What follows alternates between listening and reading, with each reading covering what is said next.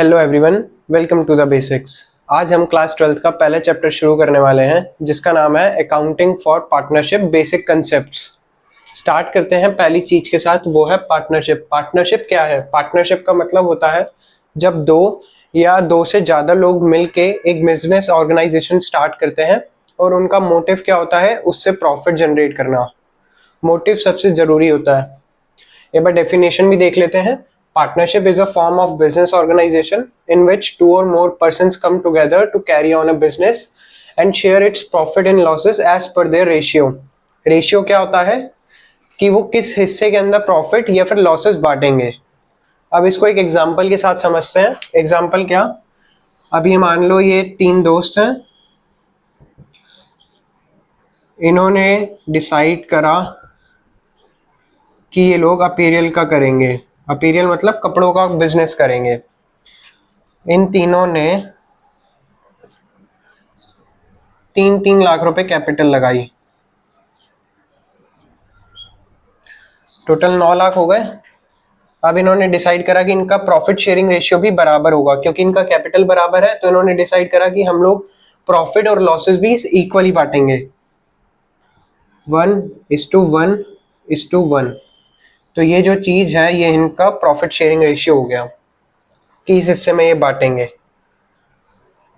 अब इनका मोटिव क्या होगा कि ये लोग जो फर्म बनाएंगे उससे इनकम जनरेट हो, और इनकम से प्रॉफिट।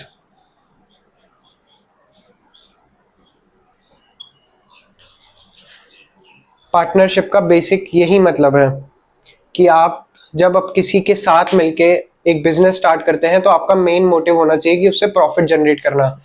ये नहीं होना चाहिए कि आपने किसी को बोला चल मेरे साथ चल अपन दोनों वॉशिंग मशीन खरीद के लाते हैं। वो पार्टनरशिप नहीं कहलाता है। अब हम जो पढ़ेंगे वो होंगे राइट्स ऑफ पार्टनर्स, यानी कि एक पार्टनर के क्या क्या राइट होते हैं। इसमें पहला पॉइंट क्या आ रहा है? Right to share profit and losses in their agreed ratio. ऐसा नहीं होना चाहिए कि एक कंपनी ने अगर प्रॉफिट कमाया तो किसी एक पर्टिकुलर पार्टनर ने सारा रख लिया और कह दिया मैं किसी को नहीं बांटूंगा क्योंकि ये सारा पैसा मेरा है। ऐसा नहीं होना चाहिए। Second, right to take a part in any business meeting, यानी कि कोई भी बिजनेस रिलेटेड मीटिंग हो रही है, प्लानिंग हो रही है या फिर बजट बनाया जा रहा है तो उसमें सारे पार्टनर्स का प्रेजेंट होना जरूरी है। Third, right to check and have a copy of book of accounts. आपका पूरा पूरा राइट है कि आपकी बुक्स ऑफ अकाउंट्स आप चेक कर सको, उनको इंस्पेक्ट कर सको और उनका कॉपी आपके पास हो। Fourth, right to deny the admission of new partner. Just in case आपको वो बंदा पसंद नहीं आ रहा है, आप उसको क्लियर मना कर सकते हो कि ये हमारी पार्टनरशिप के अंदर ऐड नहीं होगा। उसका कोई भी बेसिक रीजन हो सकता है, आपको पसंद नहीं हो या फिर उसका नेचर आपके साथ अच्छा नहीं हो, जो भी हो सकता है। Fifth, right to retire from the organisation after serving the proper notice. आपका पूरा हक है कि आप एक फर्म से रिटायर हो सकते हैं, बट उससे पहले कंडीशन क्या आती है कि आपको प्रॉपर नोटिस देना पड़ेगा। ऐसा नहीं होता कि आप आज बोलो कि मैं कल से नहीं आऊंगा, मैं रिटायर हो रहा हूँ, ऐसे नहीं होगा। लास्ट क्या आ रहा है? Joint owner of the organisation property. आपके ऑर्गेनाइजेशन में कोई भी प्रॉपर्टी है, उस प्रॉपर्टी के आप इक्वली हकदार होंगे। यानी कि अगर कोई प्रॉपर्टी बिक रही है तो उसका हिस्सा आप तीनों में बांटा जाएगा, आपके पीएसआर में, प्रॉफिट शेयरिंग रेशियो के अंदर ही। अब हम बात करते हैं पार्टनरशिप डीड की। पार्टनरशिप डीड क्या है? Partnership deed is a written agreement between the partners of a firm that outlines the terms and condition of partnership. यानी कि पार्टनर्स के बीच में होने वाली जो भी टर्म्स एंड कंडीशन होगी वो इसके अंदर लिखी जाती हैं। पार्टनरशिप डीड के अंदर क्या क्या कंटेंट्स आते हैं? पहला, name and address of partners and firm, यानी कि आपकी फर्म का एड्रेस क्या है, उस फर्म का नाम क्या है, आप लोगों का नाम क्या है जो कर रहे हैं बिजनेस, और आपका address. Second, capital contribution by each partner, यानी कि अगर 3 लोग मिलके पार्टनरशिप फर्म खोल रहे हैं तो उनका एक एक का क्या कंट्रीब्यूशन है। थर्ड, प्रॉफिट शेयरिंग रेशियो, आप लोग किस रेशियो के अंदर प्रॉफिट या फिर लॉसेस बांटेंगे। फोर्थ, सैलरी और कमीशन। अगर कोई पार्टनर कहता है कि मेरे को हर महीने सैलरी चाहिए या फिर कमीशन चाहिए, तो वो भी पार्टनरशिप डीड के अंदर लिखा होना जरूरी है, अदरवाइज वो नहीं मिलेगा। फिफ्थ, इंटरेस्ट ऑन कैपिटल और drawings. Interest on capital firm आपको देती है, और इंटरेस्ट ऑन ड्राइंग्स जो वो आपसे लेती है, फर्म जो आपसे लेती है, इंटरेस्ट ऑन ड्राइंग्स होता है। अगर ये भी इसके अंदर नहीं लिखा होगा पार्टनरशिप डीड में, तो आपको इंटरेस्ट ऑन कैपिटल नहीं दिया जाएगा और ना ही आपको इंटरेस्ट ऑन ड्राइंग्स पे करने की जरूरत है।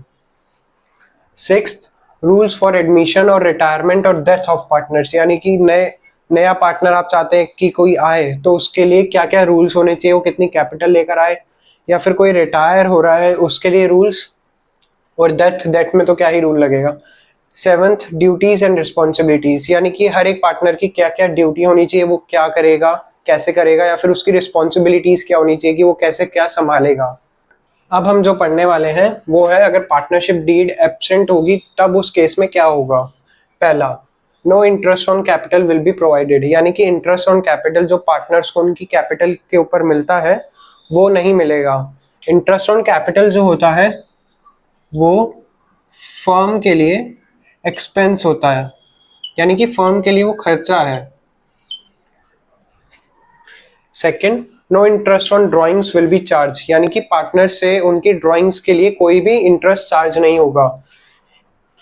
इंटरेस्ट ऑन ड्राइंग्स जो होता है वो फर्म के लिए इनकम होती है।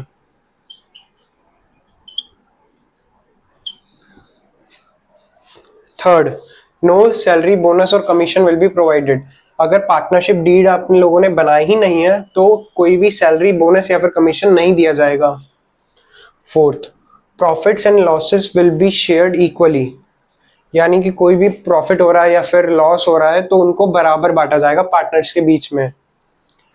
Fifth, interest on loan will be paid at the rate 6% per annum, इसका क्या मतलब है, अगर किसी पार्टनर ने फर्म से लोन लिया हुआ है तो वो जब उसको पे करेगा वो 6% पर एनम के ऊपर होगा। ऐसा अगर पार्टनरशिप डीड बनी होती और उसके अंदर जो इंटरेस्ट ऑन लोन लिखा होता उसके ऊपर होता, लेकिन अभी नहीं है तो हम लोग 6% पर एनम लेकर चलते हैं।